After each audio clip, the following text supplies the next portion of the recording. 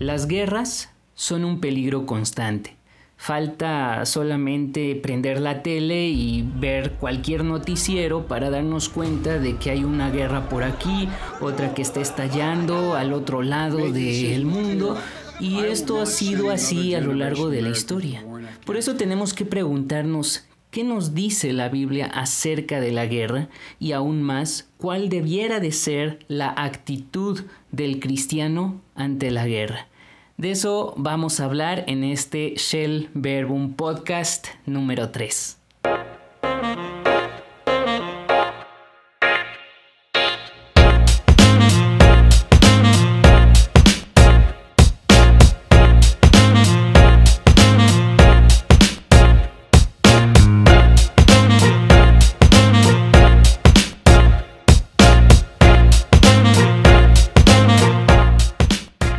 Muchos pueblos han peleado guerras desde tiempos inmemoriales. En el pensamiento griego notamos diferentes puntos de vista. Por un lado, Homero relaciona la guerra al gobierno de los dioses, y Hesíodo indica que en las guerras humanas hay planes divinos, pero no son ordenadas por los dioses. Comúnmente, la guerra se debe al egoísmo del pueblo o nación que busca adquirir mayor poder o territorio. Un ejemplo de ello es la llamada Pax Romana. Consistía en conquistar y someter a las naciones bajo el gobierno del imperio. La paz romana comenzó con Octavio, a quien le dieron el título de Augusto, en el 31 a.C.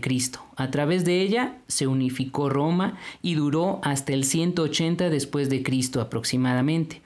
Aunque permitía que los pueblos vencidos tuvieran su propio gobierno, cualquier sublevación se castigaba de manera cruenta con la finalidad de poner ejemplo y causar terror en aquellos que quisieran intentarlo. Este egoísmo que impulsa la guerra desemboca inevitablemente en la opresión del pueblo vencido, de modo que la guerra siempre conlleva actos de violencia e injusticia. La violencia es física y psicológica. La injusticia se manifiesta claramente. Las ciudades son destruidas, mujeres violadas, niños asesinados, se elimina la cultura. En respuesta, el pueblo oprimido reacciona con la furia acumulada a lo largo de todo el mecanismo de opresión en una forma sumamente violenta para conseguir así su liberación. La liberación es parcial y no es sinónimo de libertad. Pero, ¿qué nos dice la Escritura respecto a la guerra? En el Antiguo Testamento encontramos que no se censuran los sufrimientos ocasionados por la guerra, ni siquiera edita aquellas guerras sediciosas entre el pueblo judío, como lo vemos en Jueces. Se ven imágenes grotescas como la de Ahod, que asesina al rey Eglón de Moab con gran ingenio, clavándole una daga en el estómago que hace salir sus excrementos, allí en Jueces 2:12. El Éxodo, la salida del pueblo judío de Egipto, es interpretado por el autor bíblico como la acción guerrera de Yahweh. Así, las guerras son de Yahweh, lo vemos en Números 21:14. Pero no siempre lucha contra los adversarios de Israel, sino también contra su propio pueblo, como lo vemos en Lamentaciones 2:4. De hecho, aunque Lamentaciones describe que el sufrimiento del pueblo judío es por el pecado de la nación y por la opresión de las otras naciones, habla más de Dios como el que afligió a Jerusalén. Así lo resaltaba mi profesor de Antiguo Testamento, el Dr. Gary Williams, allá en el CETECA. El Antiguo Testamento nos hace ver que Dios es soberano y que controla la historia. Dios es Dios de la historia y en la historia. El teólogo Horst Dietrich Preuss, en su Teología del Antiguo Testamento, explica: cuando Yahvé hace desaparecer del mundo la guerra y el material bélico, lo hace mediante la guerra, y las naciones enemigas se verán aniquiladas por él, como lo vemos en Isaías 9:3, Salmos 46:10 y Salmos 76:4, entre otros. A Yahvé se le llama Sebaot 267 veces en el Antiguo Testamento. Su étimo, Sabá, como verbo y como sustantivo, tiene significados que se relacionan con guerrear y ejército. Los 70, la Septuaginta, por su parte, traduce la mayoría de las veces Yahweh Sebaot por Kurios Pantocrator, indicando entonces la potencia guerrera de Dios. Sin embargo, no podemos deducir que en toda guerra únicamente Dios sea quien actúa haciendo a un lado al ser humano. Aunque la liberación se le atribuye a Yahweh, el pueblo lucha. En ese sentido, el Satames comenta: en la Biblia, el sujeto histórico que libera es Yahvé, por medio del oprimido, y es a la vez el oprimido que decide no ser más víctima del opresor, y que tiene la convicción plena de que su Dios, Yahvé, le da el poder suficiente para alcanzar la victoria. Sabe que sin este Dios la batalla está perdida. Todos los elementos ocurridos a favor de la liberación son experimentados por el oprimido como signos de la presencia de Yahvé. En el Antiguo Testamento, todo acto de liberación del Señor es un acto de justicia a favor de los oprimidos. La liberación se convierte de este modo en sinónimo de salvación, y por ello también puede llamársele Dios justo. Justo es Jehová en todos sus caminos, y misericordioso en todas sus obras, dice el Salmo 145:17. De modo que las acciones guerreras del Señor en la liberación son la evidencia de su justicia salvífica. Vale señalar aquí la aclaración de Jean-Pierre Prévost. No se trata de una justicia que condene y aplaste, sino de una justicia que levanta y hace vivir. No de una justicia que se teme, sino de una justicia que se espera. El dilema de justicia o misericordia no se plantea en el nivel de la Biblia y de los Salmos. La justicia de Dios se conjuga con su misericordia. Él ama la justicia y el derecho, y su misericordia llena la tierra.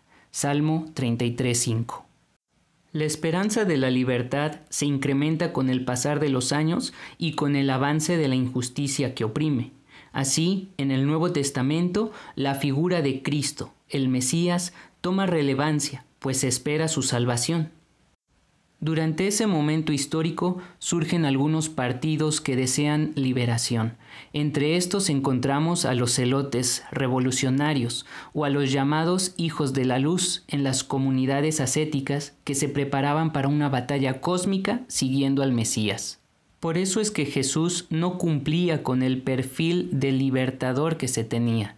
Su libertad era mucho más de lo que jamás se pudiera esperar. La libertad no la tomó derramando la sangre de otro, sino la suya propia. Jesús había expresado su oposición a tomar las armas, sea cual fuera el caso, incluso en su traición y captura. Vuelve tu espada a su lugar, porque todos los que tomen espada, a espada perecerán. Y antes también había confirmado la validez de los 10 mandamientos, ampliándolos. Oísteis que fue dicho a los antiguos: no matarás, y cualquiera que matare será culpable de juicio.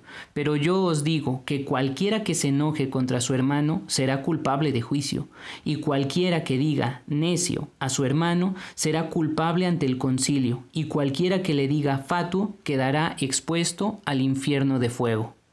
Jesucristo sufrió la opresión de todo el sistema infernal, desde su nacimiento con los intentos de homicidio de parte de Herodes, en la que muchos bebés murieron, hasta el momento en que Satanás manipulaba a su detractor, cuando la gente que gritaba diabólicamente «¡Crucifícale!» y cuando los verdugos martillaron los clavos crucificándolo. No obstante, caeríamos en un grave error al pensar que Jesús, el Cristo, es tan solo una víctima impotente. Jesús tiene el control absoluto de la situación, como lo leemos en Juan 10:17 en adelante. Por eso me ama el Padre, porque yo pongo mi vida para volverla a tomar. Nadie me la quita, sino que yo de mí mismo la pongo. Tengo poder para ponerla y tengo poder para volverla a tomar. Este mandamiento recibí de mi Padre. Tal como lo había dicho, resucitó al tercer día.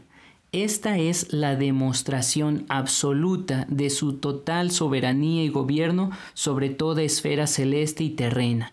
El autor de Colosenses, en el capítulo 2, versículo 15, lo expresa de esta manera: despojando a los principados y a las potestades, los exhibió públicamente, triunfando sobre ellos en la cruz. Dios Padre y el Espíritu Santo obran en la resurrección de Jesucristo y también en la nuestra. de manera que la Trinidad actúa en la salvación-liberación del ser humano. La comunidad perfecta triunfa sobre todo el sistema que oprime y aliena al ser humano. A partir de entonces, todo intento de liberación debe ser evaluado desde la cruz. El sacrificio y victoria de Cristo es a favor de la libertad del ser humano, es la respuesta al clamor de los que sufren. Él dio el ejemplo más grande de amor al prójimo, dio su vida por sus amigos. Pero además de los evangelios, los otros libros del Nuevo Testamento van desarrollando una teología de cómo los cristianos deben abordar asuntos políticos. Todos deben someterse a las autoridades públicas, pues no hay autoridad que Dios no haya dispuesto, así que las que existen fueron establecidas por Él. Leemos en Romanos 13:1 en adelante, y lo podemos comparar con otros pasajes como el de Tito 3:1 o Primera de Pedro 2:13 al 17. Sin embargo, conforme pasaron los años y las persecuciones aumentaron, la perspectiva fue cambiando. Así encontramos las críticas al gobierno imperial romano en el Apocalipsis de Juan, escrito durante el reinado de Domiciano, quien desató una persecución contra los cristianos entre el 81 y 96 después de Cristo. El evangelicalismo ha tendido a espiritualizar el Apocalipsis o a darle un sentido exclusivamente escatológico, olvidando por completo su contexto sociopolítico. Por ejemplo, Juan Stam comenta: en la ideología oficial, Dea Roma era una virgen pura sobre un caballo blanco. En Apocalipsis 17 aparece como realmente es, una prostituta sobre una grotesca bestia escarlata. A Roma se le equipara con Babilonia por ser entonces la superpotencia imperialista opresora. Por eso mismo, en el capítulo 18, Juan escribe una canción de protesta. Y mientras que se decía César es Señor, Juan declara que Cristo Jesús es Señor de señores y Rey de reyes. El Apocalipsis es una sátira a Roma y una denuncia a su política e injusticia contra los cristianos, los pobres y los oprimidos. Por lo tanto, la lectura del Apocalipsis nos da una muestra de la resistencia cristiana ante el gobierno imperialista. Pero no por ello podemos tomarlo como una prescripción rígida a seguir. Debemos tener en cuenta su contexto, al igual que los otros escritos bíblicos. ¿Qué hace el cristiano entonces ante estas situaciones de opresión por parte de ciertos gobiernos? El gobierno tiránico no es justo, por no estar ordenado al bien del pueblo, sino al bien particular del gobernante. Igualmente, el derrocamiento de este régimen no tiene carácter de sedición, fuera del caso que se hiciera con tanto desorden que entrañara para el pueblo más daños que la misma tiranía. En efecto, es más cierto que el tirano es el sedicioso, fomentando discordias y turbaciones en el pueblo que le está sometido, a fin de poderlo dominar con mayor seguridad. Esta cita de Tomás de Aquino nos da luz ante el problema. La búsqueda de la libertad deseada no puede ser catalogada como sediciosa, pues la finalidad es el bienestar del pueblo. Cada acto que sea realizado a favor de la libertad deberá tomar en cuenta y evaluar continuamente 1. Su objetivo de bien común y 2. Que en el proceso no haya mayor sufrimiento al que ya se tiene. Recordemos que aunque es cierto que Cristo Jesús no insta revoluciones, sí bien que llama a seguirlo, a vivir bajo la ética de su reino. Y esta vida provoca el desprecio de las estructuras malignas y perversas que oprimen al ser humano. Por eso, la ética del cristiano no permite la violencia, ni la injusticia, ni la opresión. El cristianismo busca la reivindicación del ser humano como imagen de Dios. El cristiano no busca el enfrentamiento bélico, pero sí enfrenta todo lo que se levante en contra de Cristo y de su obra salvadora libertadora. Se atreve a levantar la voz de manera profética denunciando el pecado de la injusticia y anunciando la verdad de la justicia. Considera la obra de la Trinidad a favor de la libertad de la comunidad. Por eso también debemos cuidarnos de juzgar a aquellos que han dado su vida por la libertad. Al respecto, cito a Luis Olmedo. Poner en duda la honradez de estos hombres, unos y otros, es algo a lo que no tenemos derecho quienes aún conservamos nuestra vida y nuestra tranquilidad, tal vez por nuestro silencio cómplice ante el dolor del pueblo y por nuestra cobardía, teológicamente justificada, para defenderlo.